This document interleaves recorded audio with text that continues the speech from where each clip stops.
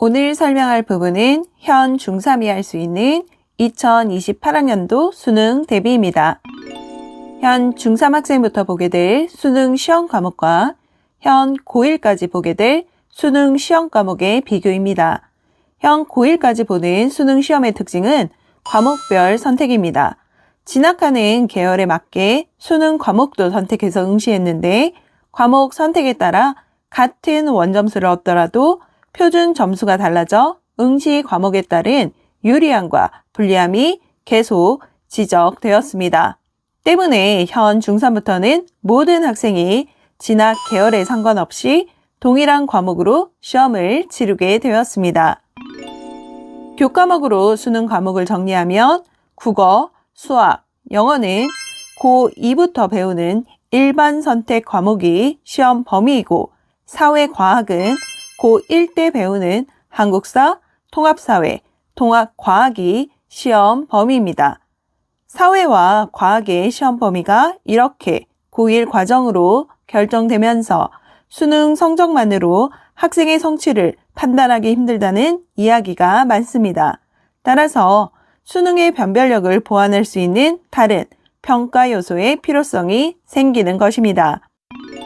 대입의 구조를 보면서 우리 아이들이 공부해야 할 양을 가늠해 보겠습니다. 전형은 4가지로 크게 구분합니다. 수시에서는 학생부 중심의 전형인 교과, 종합전형과 논술전형 3가지이고 정시에서는 수능 중심 전형입니다. 2025학년도 전형별 모집 비율을 전국으로 살펴보면 학생부 교과 전형이 45.4로 가장 많은 인원을 선발하고 그 다음이 학생부 종합전형 23.2, 정시 수능이 18.7 비율입니다. 하지만 서울 20개 대학으로 다시 모집 비율을 살펴보면 정시 수능이 38.8로 가장 많은 인원을 선발하고 그 다음 학생부 종합전형 33.2, 학생부 교과 12.1, 논술 8.2의 비율입니다. 진학하는 대학에 따라서 전형별로 선발 비율이 크게 달라집니다. 올해 5월에 발표한 2026학년도 서울대, 고려대, 연세대의 전형 계획을 비교해 보겠습니다. 09년생이 치르는 2028학년도 내신과 수능의 변화가 발표된 후에 전형 계획 발표이기 때문에 우리 아이들의 앞으로의 준비 방향을 가늠해 볼 수 있습니다. 먼저 서울대입니다. 서울대는 수시 전형을 모두 학생부 종합 전형으로 운영하는 특징이 있습니다. 정시 모집도 나군에서만 선발합니다. 서울대는 수시와 정시에 모두 지역균형 선발을 실시하는데 이 전형은 고등학교의 추천을 받은 졸업 예정자만 지원할 수 있습니다. 추천 인원은 2명 이내입니다. 고려대는 학생부 종합 37.6, 학생부 교과 15.2, 논술 8, 정시 수능 37.9의 비율로 학생을 선발합니다. 학생부 종합 전형은 학업우수, 계열 적합, 고른기회, 사이버 국방, 다문화로 전형별 세분화됩니다. 연세대는 학생부 종합 30.6, 학생부 교과 14, 논술 9.8, 정시 수능 41.3의 비율로 학생을 선발합니다.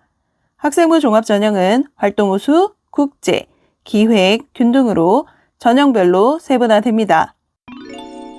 학생부 종합, 학생부 교과, 정시를 세 학교의 전형 방법별로 비교한 표입니다.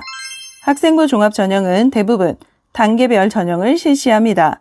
서류는 학교생활 기록부입니다. 서울대 지역균형, 고려대 학업우수, 연세대 활동우수는 모두 수능 최저가 적용됩니다. 즉, 교과 성적과 학교 활동과 수능 성적이 모두 평가 기준으로 들어갑니다. 학생부 교과 전형은 고려대와 연세대만 실시하며 모두 수능 최저 기준이 적용됩니다. 수능 중심인 정시에서도 세 학교 모두 교과 성적이 포함이 됩니다. 2026학년도 서울대, 고려대, 연세대 전형 계획을 살펴보면 수시에서 수능 성적이 필요하고 정시에서 교과 성적이 필요합니다. 대입 전형을 우리 아이들이 치를 2028학년도 전형의 평가 요소로서 예상해서 정리해 보겠습니다. 학생부 교과 전형은 내신 5등급제로 변별력이 지금보다 약화되어 다른 평가 요소가 추가될 것을 쉽게 예상할 수 있습니다. 서울에 있는 대학이 가장 많은 인원수를 선발하는 학생부 종합전형은 수능 최저를 적용하는 학교가 많지 않았지만 여러 활동과 수능 최저 적용이 확대되는 추세입니다. 논술은 논술 역량이 가장 크게 작용되는 전형으로 수능 최저가 적용되는 경우 수능 최저를 맞출 수 있는지에 따라 당락이 크게 결정됩니다. 수능 중심의 전형도 2026학년도 서울대, 고려대, 연세대 등 교과 성적을 평가 요소로 확대하는 추세입니다. 비율의 변화는 있겠지만 교과 성적, 교과를 기반으로 한 활동, 수능 성적까지도 모두 충족할 수 있는 팔방미인 학생을 선발하는 대입으로 변화하고 있습니다. 서울 20개 학교에서 수시, 학생부 종합전형과 정시 수능에서 거의 35% 내외의 비율로 비슷하게 선발하는데 입시에서는 이 두 가지를 모두 가지고 가야 합니다. 대입 전형의 변화를 살펴보면 09년생 아이들의 학습 부담이 더 커질 수밖에 없습니다. 2028학년도 수능의 변화를 세 가지 포인트로 설명하겠습니다. 첫 번째는 수능을 자격 시험화하거나 서논술형 시험으로 변화하는 등의 큰 변화 없이 최소화했습니다. 해마다 재수생이 증가해 매년 최대 재수생 비율을 갱신한다고 하는데 늦게 철든 학생을 위해서라도 현재의 9등급제를 유지했습니다. 두 번째는 어떤 과목을 선택하느냐에 따라 표준 점수의 차이가 생기던 것을 모든 학생이 동일 과목으로 시험을 치르게 되었습니다. 그에 따라 과목별로 수능 대비를 살펴보면 먼저 고1 때 배우는 한국사, 통합사회, 통합과학은 중등과정 내용이 70%가 포함되어 학생들의 학습 부담을 줄일 수 있도록 했습니다. 그리고 수학시험은 확률과 통계 파트에서 변별력을 확보할 것이라는 예상도 가능합니다. 절대평가인 영어는 작년 수능 시험에서는 1등급이 4% 정도 나오고 올해 6월 평가원 모의고사에서 1등급이 1%대로 아주 어렵게 나와서 여전히 발목을 잡을 힘이 있는 과목임을 보여주었습니다. 절대평가이기 때문에 대학을 붙일 힘은 없지만 대학을 떨어뜨릴 수 있는 과목이 영어입니다. 세 번째는 수능 이외의 평가 요소의 확대입니다. 3학년 2학기 내신이 정시에 반영될 가능성도 있습니다. 3학년 1학기까지의 내신만이 수시에 적용돼서 2학기 고등학교 학사 일정이 파행적으로 운영되어 왔다는 것은 대부분 공감하기 때문에 고교 학점제로 인한 학교 생활의 정상화 등을 명분으로 나올 수 있는 이야기입니다. 아직은 가능성 정도입니다. 28학년도 대입은 고교 학점제를 전면 도입한 입시인데 정시 비율은 40%로 유지하는 것은 고교 학점제의 취지에 조금 어긋나는 면이 있습니다.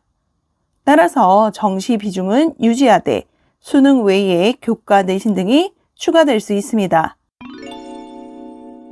현 중3이 치를 입시는 내신과 수능 모두를 잡는 탄탄한 학업 역량 기르기가 핵심 전략이 될 것입니다.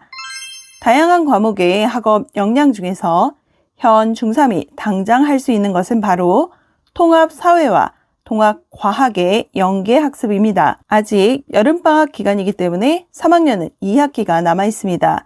통합사회와 통합과학의 준비는 현 중3 내신을 대비하면서도 충분하게 준비할 수 있습니다. 특히 사회와 과학 공부는 서논술형으로 대비한다면 고등학교의 내신 대비와 함께 수능 대비도 같이 연계할 수 있는 방법이 될 수 있습니다. 이번 영상에서는 현 중3부터 적용되는 수능 체계와 중3이 할 수 있는 연계 학습에 대해 살펴보았습니다. 변화하는 입시의 대비는 기본 학업 역량을 탄탄하게 다져나가는 것에서 출발합니다. 다음 영상은 고교 학점제에서의 일반고와 특목 자사고의 장단점을 비교해 보겠습니다. 영상을 보고 궁금하신 부분은 댓글로 남겨주세요. 구독, 좋아요, 알림 설정은 영상 제작에 큰 힘이 됩니다.